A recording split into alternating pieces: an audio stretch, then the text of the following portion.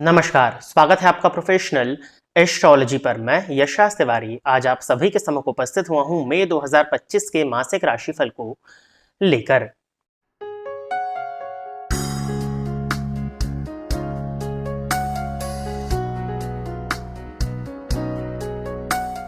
इस राशिफल के कार्यक्रम में हम चर्चा करने जा रहे हैं कि आपका ये मंथ कैसा जाने वाला है, आपका करियर ग्रोथ कैसा होगा, धन की स्थिति आपके लिए इस मंथ में कैसी होने वाली है, आपकी शिक्षा, आपका स्वास्थ्य, आपका दाम्पत्य जीवन, अविवाहितों के लिए ये मंथ किन उपलब्धियों को लेकर के आ रहा है, साथ ही साथ आपके व्यापार की क्या स्थिति इस मंथ में होने वाली है। यानी कि जीवन के विभिन्न पहलुओं पर आज के इस राशिफल के कार्यक्रम में हम चर्चा करने जा रहे हैं।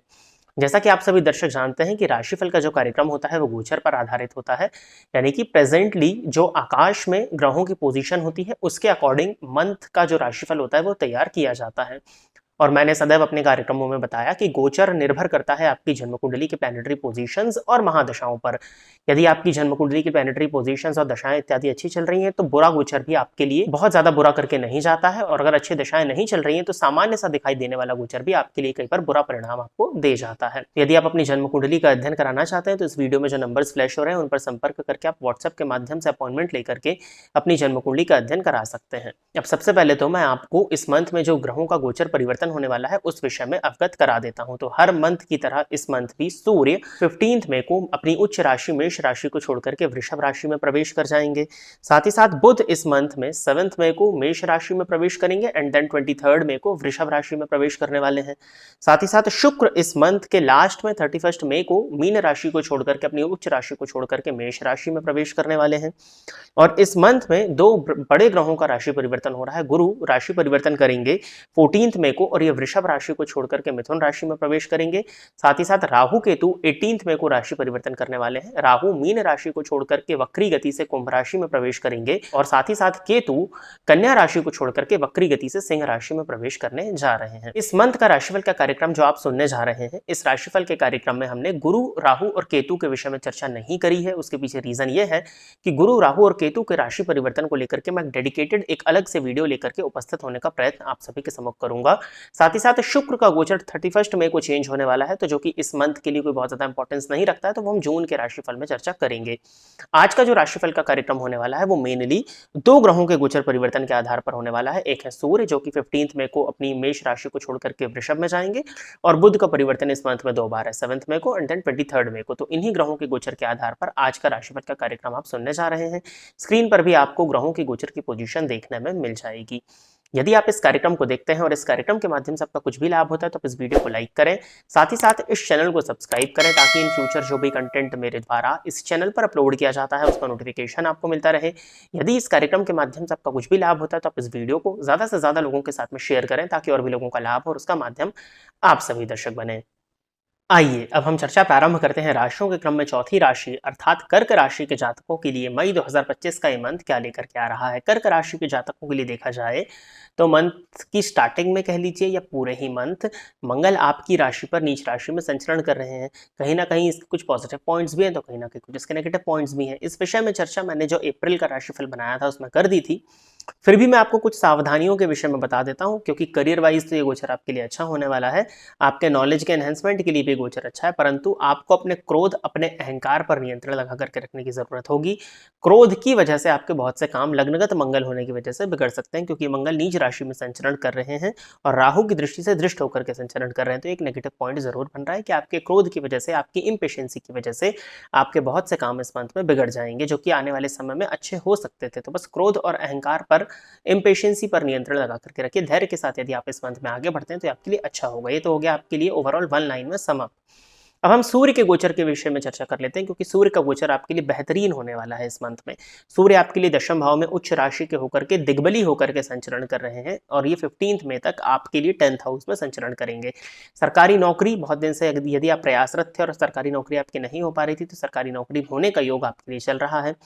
किसी भी तरह के कॉम्पिटिटिव एग्जाम को यदि आपने देकर के रखा था तो उसको क्लियर करके अब आप जॉब में जाते हुए दिखाई दे रहे हैं। ज्वाइनिंग की डेट यदि आपकी नहीं आई थी तो ज्वाइनिंग की डेट आती हुई आपकी दिखाई दे रही है।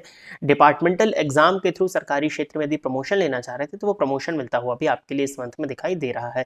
स्पेशली बैंकिंग की फील्ड में, एडमिनिस्ट्रेटिव फील्ड में यदि आप अपने करियर को बनाना चाह रहे थे तो इस मंथ में वो करियर की स्टार्टिंग होती हुई दिखाई आपके लिए दे रही है। दशम भावस्थ सूर्य होने के चलते आपके कार्य क्षेत्र में एक प्रगति का समय इस मंथ में आपको देखने में मिलने वाला है।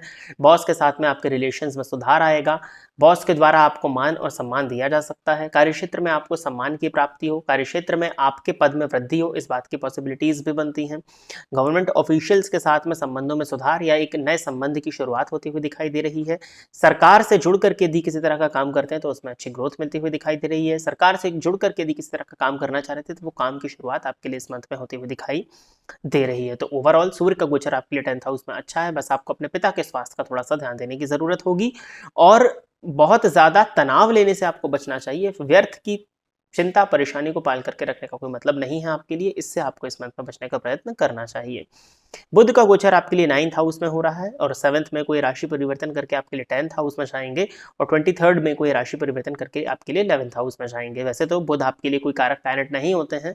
12वें और तीसरे के स्वामी होकर के अभी नवम में संचरण कर रहे हैं। 7th ऑफ मई के बाद में 10th हाउस में संचरण करेंगे और बुध भी दशम भाव में दिग्बली होते हैं, जिसके चलते मैंने आपसे कहा कि बैंकिंग के क्षेत्र में यदि आप अपने करियर को बनाना चाह रहे थे तो बैंकिंग के क्षेत्र में आपका करियर बन सकता है।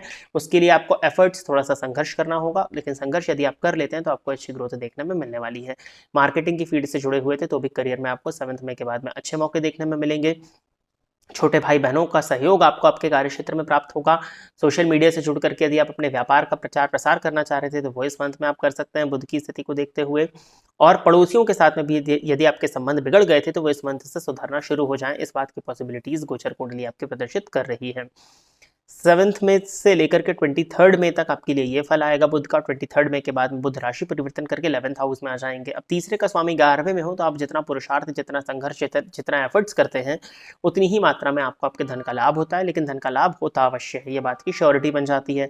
बड़े भाई बहनों से भी कुछ हद तक सहयोग आपको प्राप्त हो सकता है। बुआ या मौसी का सहयोग भी आपको इस मंथ में देखने में मिल सकता है। परंतु ये बुध 12वें के स्वामी होकर के 11वें में संचरण करेंगे तो धन आता जरूर है, लेकिन वो जाने के लिए आता है। और कई बार आपकी सेव्ड मनी भी ये 12वें का स्वामी यदि 11वें में गोचर करे तो ले जाता है। तो आपको अपने व्यय पर नियंत्रण लगा करके रखना होगा। अपने अहंकार को पोषित करने के लिए व्यय करने से बचना आपको इस मंथ में चाहिए। जहां जरूरत हो उतने ही धन का आप व्यय करें।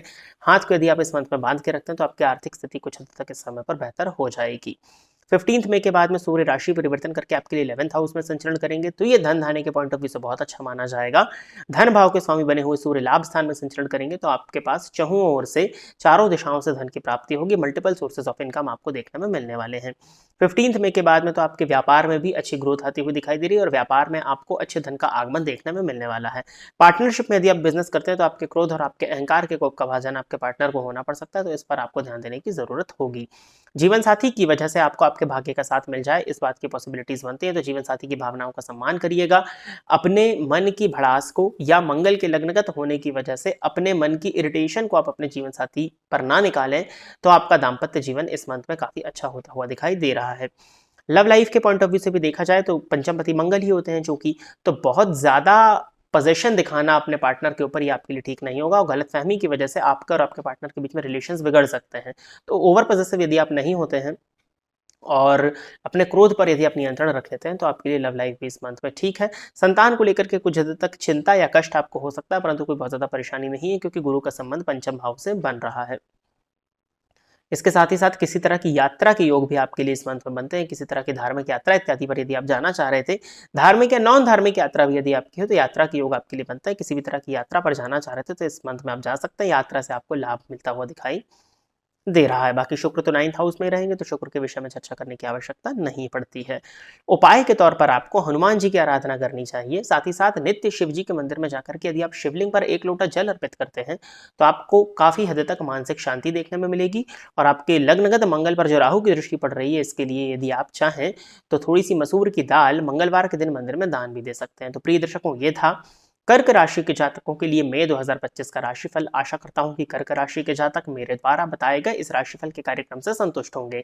यदि आप इस कार्यक्रम को देखते हैं और इस कार्यक्रम के माध्यम से आपका कुछ भी लाभ होता है तो आप इस वीडियो को लाइक करें, साथ ही साथ इस चैनल को सब्सक्राइब करें ताकि इन फ्यूचर जो भी कंटेंट मेरे द्वारा इस चैनल पर अपलोड किया जाता है उसका नोटिफिकेशन आपको मिलता रहे। यदि इस कार्यक्रम के माध्यम से आपका कुछ भी लाभ होता है तो आप इस वीडियो को ज़्यादा से ज़्यादा लोगों के साथ में शेयर करें ताकि और भी लोगों का लाभ और उसका माध्यम आप सभी दर्शक बने। आज के इस कार्यक्रम में बस इतना ही रखते हैं।